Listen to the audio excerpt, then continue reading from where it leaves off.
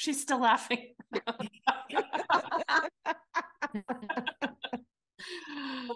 That's so funny.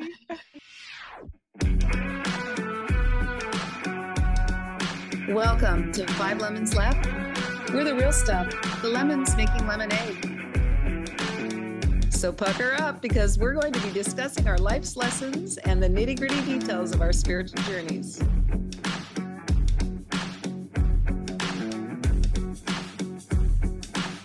Hey y'all, I'm Amanda. And I'm Drusilla. I'm Melissa. Hello, this is Morgan. And I'm Penny. Welcome to our podcast today.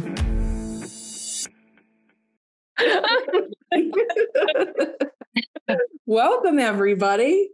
I love starting off with laughter. Since we are 5 lemons laughing, it is a good way to start. Welcome back, everybody who has listened to us before. Thank you for all your questions, your comments. Keep them coming. We love to hear them. And for those who are joining us for the first time, we are 5 women talking about our spiritual journeys, about how our spiritual progress affects our life, our relationships, our money, our minds, and how we live that every single day. And today we're talking about honesty. And honesty as it applies as A Course in Miracles interpreted. Not just, am I telling a lie today? Not just whatever. Just making sure that it's consistency. And Melissa is going to read a little bit about what the Course in Miracles says about honesty. All right. Honesty does not apply only to what you say. The term actually means consistency. There is nothing you say that contradicts what you think or do. No thought opposes any other thought. No act belies your word, and no word lacks agreement with another. Yeah. So what are your thoughts on that? Well, I remember back in like 2014, reading Emmett Fox's books. I love his books. Really was one of the big things that started me down my spiritual path. I read everything on his. And he talks, I don't remember which book it's in, but he talks about clearing your mind, being 100% honest. And I remember thinking at that time, there is no way that I can have my mind think and my words and my actions all matched up, because I was brought up, or I thought being a good person is what you said and what you did. So, even if you're talking to somebody in your mind, you're thinking that woman, that hussy or whatever, I hate this person, or she's fat and ugly and I don't like her. And all the while, smiling and, putting on that fake front. I worked in the day spa industry, and that is about beauty. I mean, the whole point of that is the outside world and giving compliments and all of that. And so I remember thinking, there's no way that my words and my thoughts, I didn't even take it into actions yet. Just the beginning of it would line up, would be congruent. And so that was in 2013, 14, somewhere in that neighborhood. And here we are 10-ish years later. And I have to say, it is becoming more congruent. 2 years ago, my aspiration for the year was honesty. I mean, I doubled down on it. And every day I would say in my mind, my aspiration is honesty, to be congruent in thought, word, and deed. And that took a lot of letting go of judgment, right? So that's a big part of it, is actually not thinking the person that I'm talking to is anything less but a divine source of God. And that takes a lot of work. And I'm not saying that I'm perfect at it, but that is, it's work. It is work. Yeah. It's a lot of mind control. And I was just, I'm in Oregon, visiting family and enjoying being in the forest. And I went out with my sister-in-law and my nephew, who's 16, and he is autistic, but communicates very well, absolutely hilarious, tells jokes the whole time.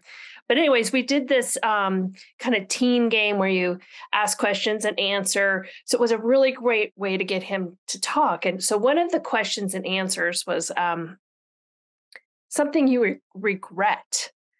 And I said, I've been really feeling, I regret, especially being back here with family, all the judging I've done in my life. Like, I love them, but I'm really seeing them now through like how much I used to judge them. Like, you're not okay if you don't do this. You're not okay if you didn't say this at the, And I got to tell my sister-in-law, I'm just really sorry for the way I've judged my family and people, because I really feel like in my head, I love you very much, but still I was thinking this judgment of like, but you're still not okay because you're not doing these things or acting this way. And it was such a little fun miracle for this question answer game to come out this way. And it was very playful, but I really got to see how things haven't been congruent for me in the past. So, and I've been really devoted to being honest for my words, but it hasn't been congruent in my head. And so this is really, really great for me to see and to understand the more I work on being a good person, that it is, we're all one mind, we're all one thought. And what's in my mind better be what comes out of my mouth. Because it isn't, it's communicated anyway. So I just had that little miracle, that little fun miracle. And it was a great reflection on mind deed action. Yeah. And we all have to start somewhere. Sorry, Morgan, right? Yeah. No, that's okay. Can you say what you mean by it's communicated anyway? Well, in Course in Miracles, it says that we're all one mind, we're all one truth. And so it's just, if I hold in my mind that my sister-in-law isn't perfect because she doesn't have the right shoes on, but I'm like, oh, your shoes are great.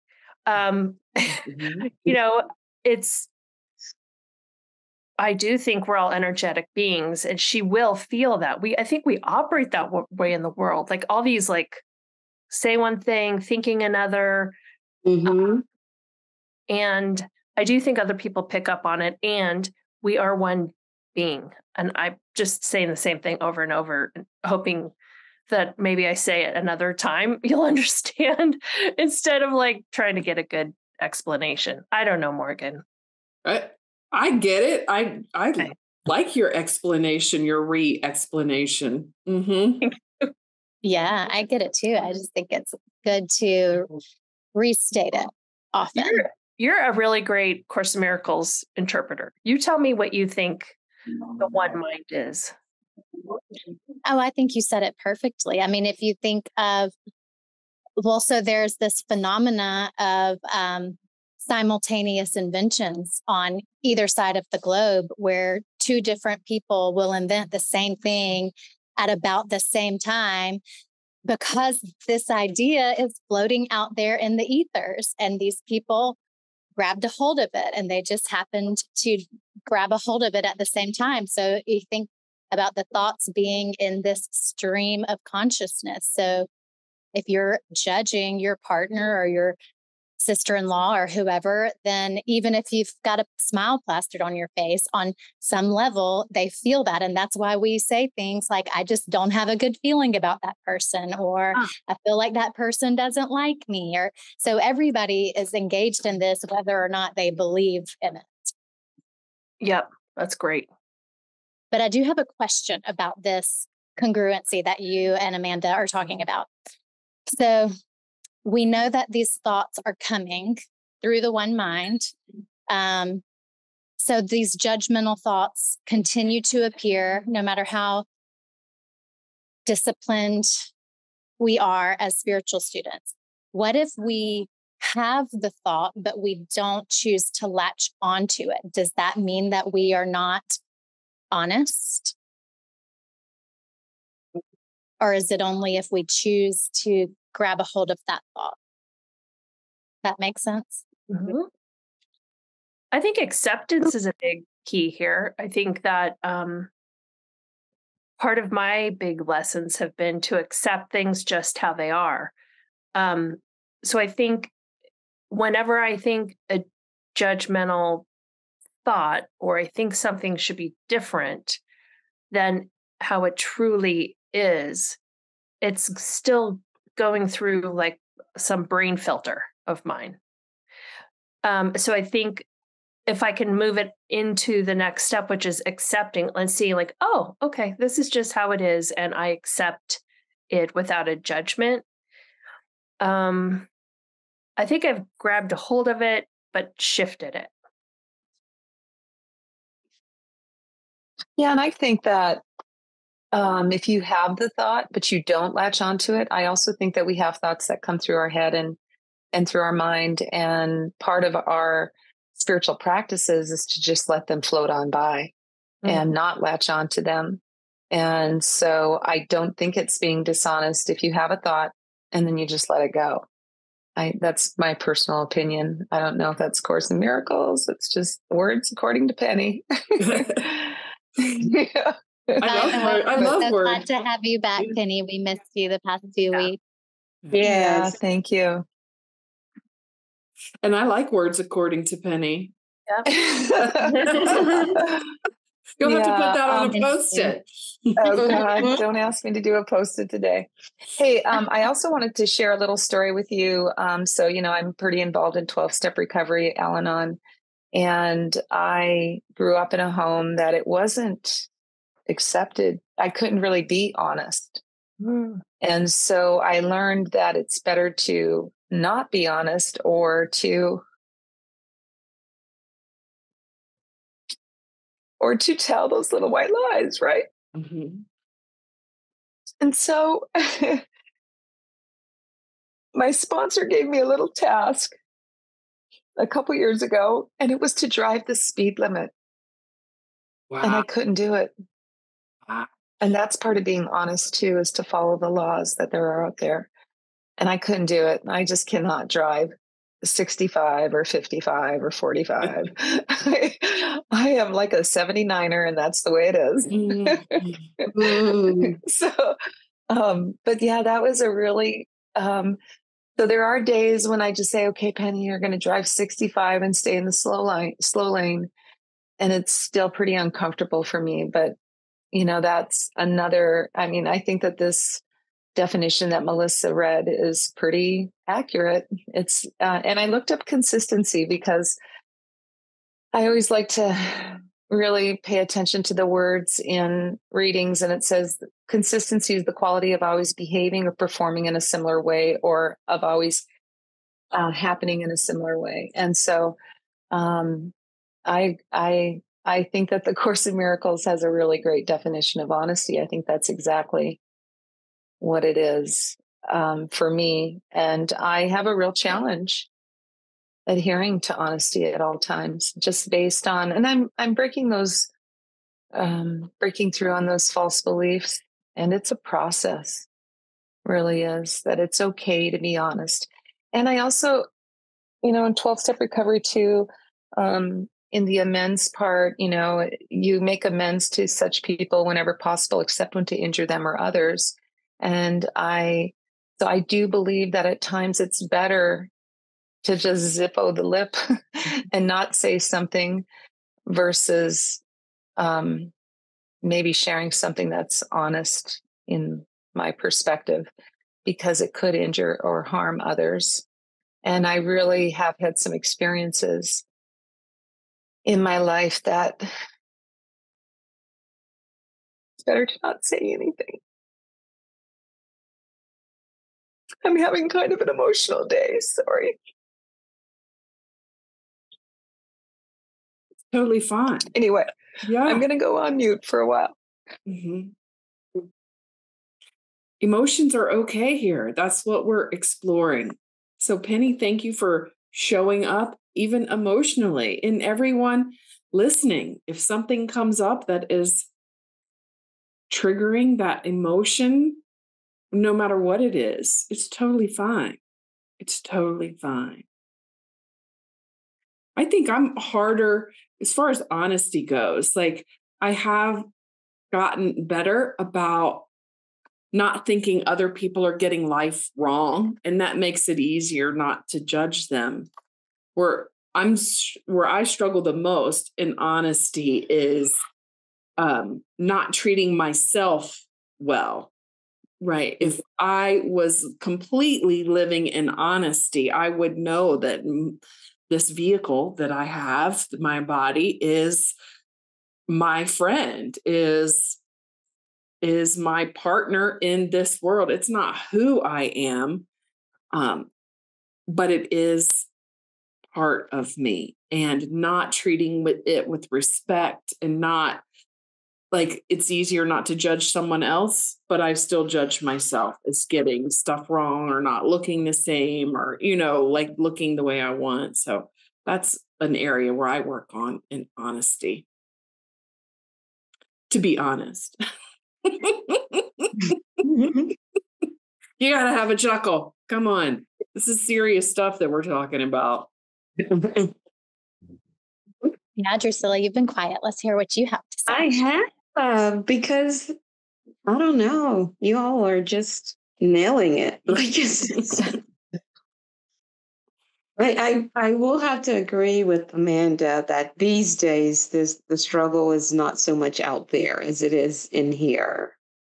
And I actually found myself today in my miracle circle saying, which is outside of the Jennifer's group, outside of the Masterful Circle group of people that I help facilitate, we were talking about something similar to this, but if we are really truly willing to not believe that we are helpless at all, give up the possibility, giving up the possibility that we're helpless in any way.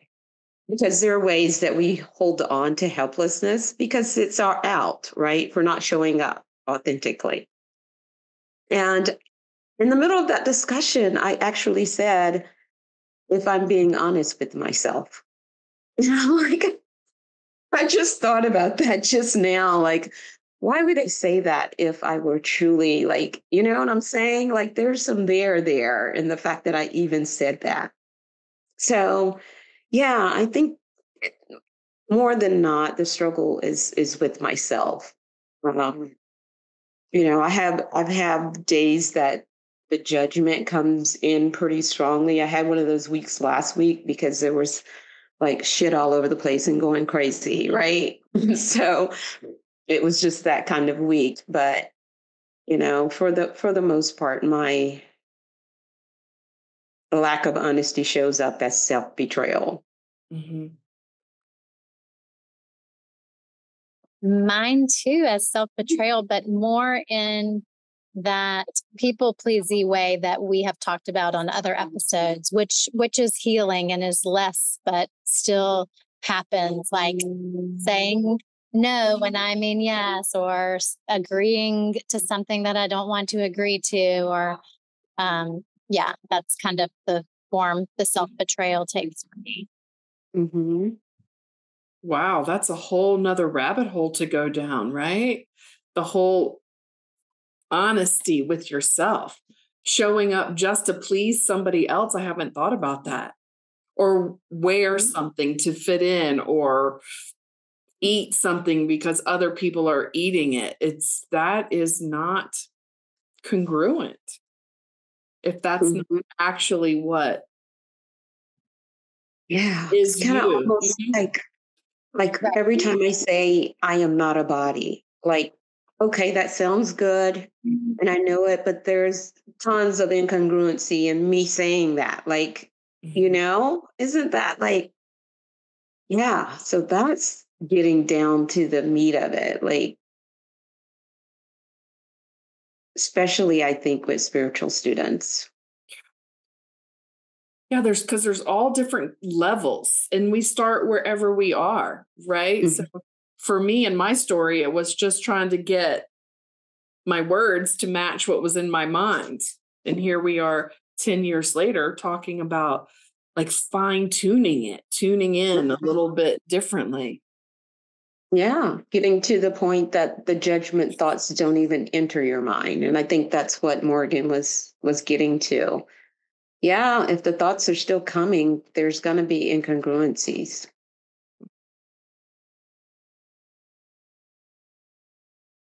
So this is definitely not something for anybody listening. It's not about beating yourself up to get it, like saying that you're getting it wrong, right? Because that would be judging yourself. It's just an awareness. It's like, Mhm. it's bringing it up for healing. Do you want to? Are you willing to work towards congruency, work towards honesty? There's just Yeah. no getting it wrong. I just want to say that again. There's no getting Right. this life wrong, No. right? You have Good reached, point. you have reached the judgment free zone. Well, and actually, it's kind of fun if you, like myself, are a recovering people pleaser, to challenge yourself to say what you really mean at least once today. Like, it really is fun and empowering. And when you do it and you realize that you're not really met with any like of the negative responses that you anticipated, then it empowers you to keep breaking down that people pleasing. So yeah, the more you do it, the easier it becomes. It's a practice. And then I was also thinking about how dishonesty or incongruencies actually show up for other people.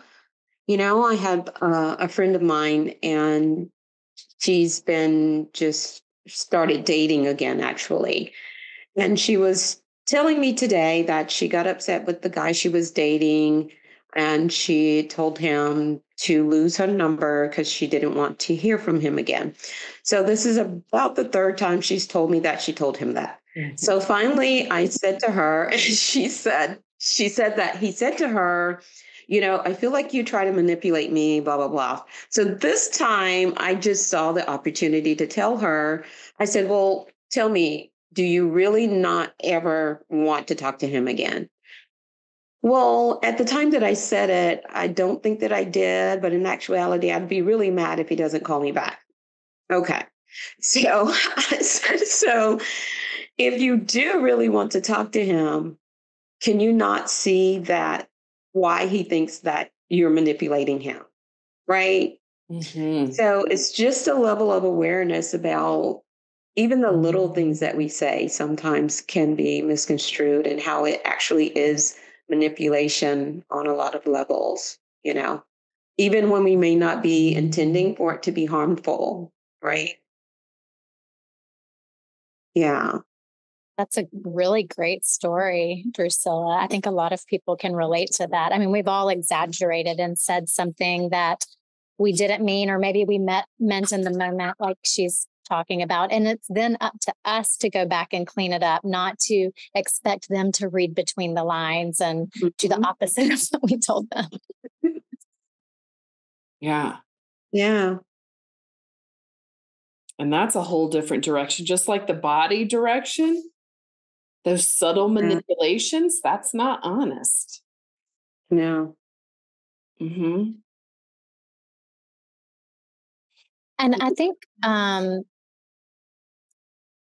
I don't think omissions are necessarily always dishonest. Like sometimes I think omissions are loving, and like it, as long as not, and what I mean by omissions is like feeling the need to tell someone what you believe about a subject when it's maybe glaringly obvious that it's in direct opposition to what they believe, and that to share that with them would create a conflict for them or for you, whatever. I think it's okay to not share. Like maybe even the most loving choice is to not share. However, and I have practiced that many times. However, if it feels that by not speaking up, it will be inferred that I agree with them, then there is the issue of dishonesty, I think. So, like, I think I don't know if I'm making sense. It's hard to really put this into words. Well, I think it's a great discussion because as you were speaking, I then went back to the one mind. So omissions doesn't even apply. And we've all been in situations where someone didn't say anything, and it didn't necessarily mean that they agreed or it didn't, but you felt some energy. You felt something from that person not speaking up. So I don't think omission is a thing. Good point, Drusilla. Well, and only 7% of our energy is the spoken word. 93% of what we relay to people is unspoken. And so, of course, people pick up on things when we don't say anything too. Yeah. And I think this conversation goes directly back to what you were saying about, is it the fourth step, making amends? A ninth. The ninth step, unless doing so would cause harm. Yeah. Yeah. I'm glad that you brought that up, Morgan, about not saying something to get people to, I don't know how you said it, but what I don't know how to explain it, except I have been many times where in the situation, because I am a recovering people pleaser as well. I've been in many situations where somebody was talking about something that I really didn't agree with, right? In my silence, they assumed that I did, and I just let it go because, and that's part of finding your voice as well. Like, would I do it now? It just depends on what the circumstance is. But there is definitely something in dishonest. There is a little bit of dishonesty in that, about just blending in, going with the flow and letting, because I have thought many times, I was like, that person doesn't know me because that's not how I think, right? But not actually saying something. Well, and it goes back to really determining what our motive is, right? Exactly. If your motive was to people please, then probably not a good idea. If your motive was just to let the person have their say and let it go, that's probably useful. Right. Because it's free will. We're not trying to convert anyone or make anyone the same as us or believe the same as us. So again, what is the motive? And like, it's okay to just smile and nod sometimes. And that is a perfectly loving, perfectly peaceful, perfectly honest response. I think that was what I was trying to say in a not very eloquent way. And I think, oh my gosh, that just felt so interesting when you said that, Morgan. You've done a lot lately. I don't know what it is. But it felt like, so if you're present, and in your presence, it's honesty, then there is no wrong in it if you speak on it or not. Right? I think, is that what you're saying? Yeah. Yeah. So I think it's whatever if feels you're honest in your presence, whether it's out there in your energy field, or if you speak it, it's all congruent and it's the same. And there's honesty in that. Yes, good summary. So to be honest, completely honest with everyone here. If we're being honest with If we're being honest with each other, I've done both, right? I've done both. I have really just thought that, this is this person's view. It has nothing to do with me. And I have really needed to fit into a situation where the safest thing for me to do is not to express an opposing thing, because, my reality at that time was needing to feel safe and needing to feel safe and included. That's the word I'm looking for. I wanted definitely to be been there included. before. Yeah. Mm-hmm. Well, what I'm like, I just keep reading this statement over and over. And what I'm getting is that it's really not about our words. It's really about what we're thinking. And so it's, it's the Course in Miracles mind work. So it's not necessarily paying attention. I mean, it's not focused on what's coming out of your mouth. It's really, that's produced by your thoughts. Mm-hmm. And, it's like taking that pristine way of being a level higher to your mind and what's in your mind. Yes. Yes. I think you just took it to an even deeper level. If we are truly honest according to A Course in Miracles, and we are really inching our way toward that Jesus status, then someone would be standing in our face telling us their opinion about something, and we would just be seeing the light in them. That's just their story, and it doesn't matter. And we wouldn't so it doesn't matter if we respond to it or we don't respond to it. We agree with it or we don't agree with it, because we're just identifying with the truth, which is they're not a body, they're perfect. So yeah, that's the next grade, the next level of being perfectly honest. So Melissa, let me invite you to read it again, so our listeners, now can hear it again after the stories that we've been saying. Okay. Honesty does not apply only to what you say. The term, oops, I just lost it. Okay. The term actually means consistency. And Penny, do you have consistency up again? Yes. Okay. The quality of always behaving or performing in a similar way, or of always happening in a similar way. Okay. There is nothing you say that contradicts what you think or do. No thought opposes any other thought. No act belies your word, and no word lacks agreement with another. Yeah, it clearly answers the one question Morgan had about the thoughts coming in your mind, whether you attach to them or not. It says no thought opposes any other thought.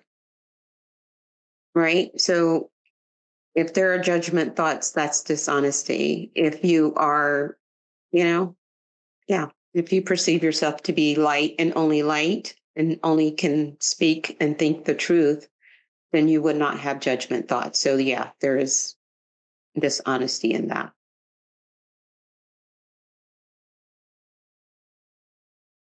Ah, and we're human beings. And this is a process. Yes. Yeah. I personally don't know anybody like that. Maybe you guys do. I don't know. I do believe that there are people walking on this earth that are like that, right? I do believe, I just know that there are people on the world that are actually getting closer and closer to that level of spiritual maturity. Yeah. And we can just affirm that we are on our way. Yeah. Yes. Yeah. I mean, it doesn't seem that far out there, you know. To be unattached to the body seems to be way, way far-fetched for some reason for me. Thoughts in general, yeah. I think there are probably quite a few people on Earth that are enlightened. Yeah. So the people that are listening, we would love to hear your thoughts on honesty as well. Wherever you're listening to this podcast, please, write us a comment. If you have any questions or comments, I'm really super curious about what you think about this discussion. Yeah. So, there's every path that leads to the same destination, which is God, right? So, or whatever your interpretation of God is.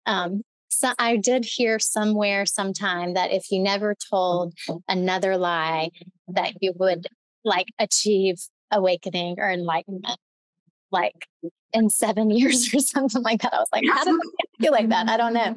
Maybe it was an ascended master who that was his timeline, but I just thought that was interesting. So that could be your path if you're interested in giving it a try. Just commit to never telling another lie. I think that 7-year thing is pretty common. I've heard that your cells turnovers, every cell is replaced in 7 years. So to transform yourself takes 7 years. And that would make sense if you were diligently letting go of thoughts, then every cell of your being would be changed in 7 years. Very interesting. Thank you for sharing that.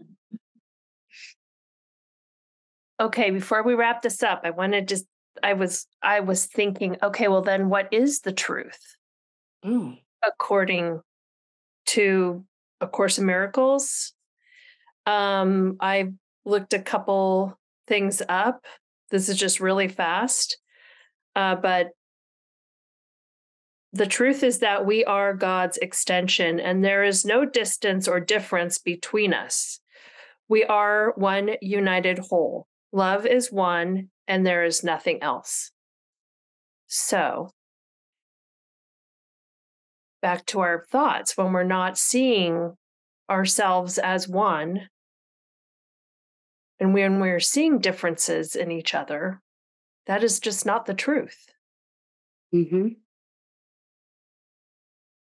Love is one, and there is nothing else. I like that. Talk about a practice. Just imagine for 7 years, you practicing every person that you see them as God, as that love.